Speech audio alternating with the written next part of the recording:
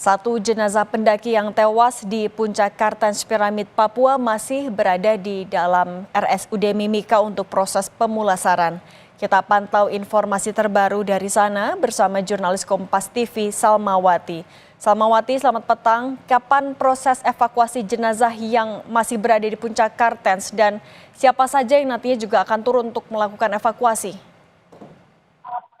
Baik, selamat sore Sidi dan juga saudara.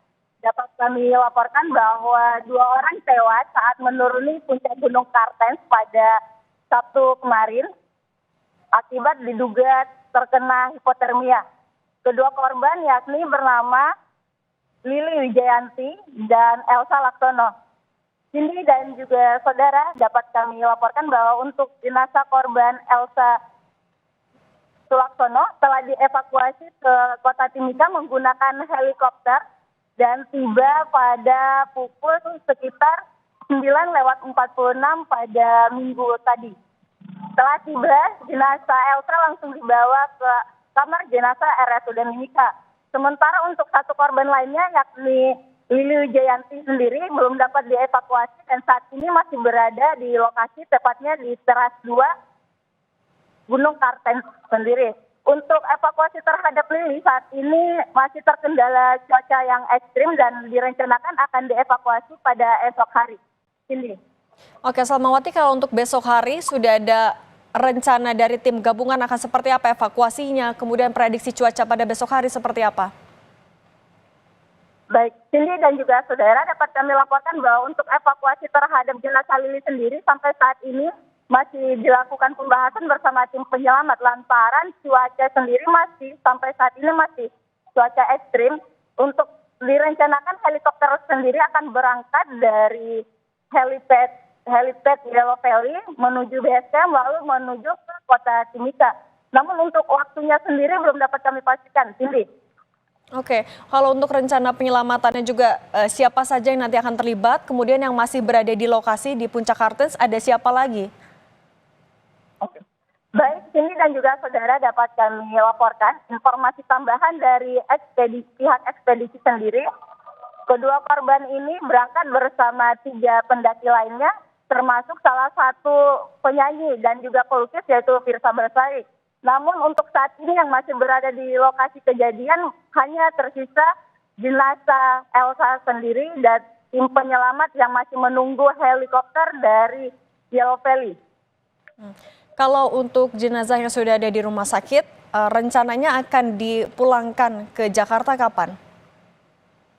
Baik, ini dan juga saudara, informasi yang kami dapatkan dari Kapolres Mimika sendiri, AKBP Bilianda Hildiario Budiman, untuk pemberangkatan jenazah Elsa sendiri untuk hari ini rencananya langsung diterbangkan, namun lantaran pembahasan dari tim ekspedisi sendiri yang belum dapat disampaikan kepada kami, direncanakan masih menunggu dari jenazah lainnya lagi dan akan dilakukan pemberangkatan secara bersama-sama.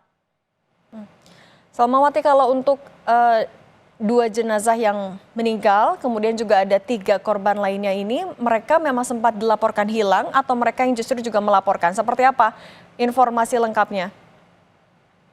Baik, Cindy dan juga saudara, dapat kami laporkan informasi dari pihak ekspedisi sendiri. Jadi para korban ini bersama rombongan lainnya total ada 20 rombongan, Cindy. Mereka bersama-sama tergabung dalam misi Seven Summit ke puncak Gunung Kartens.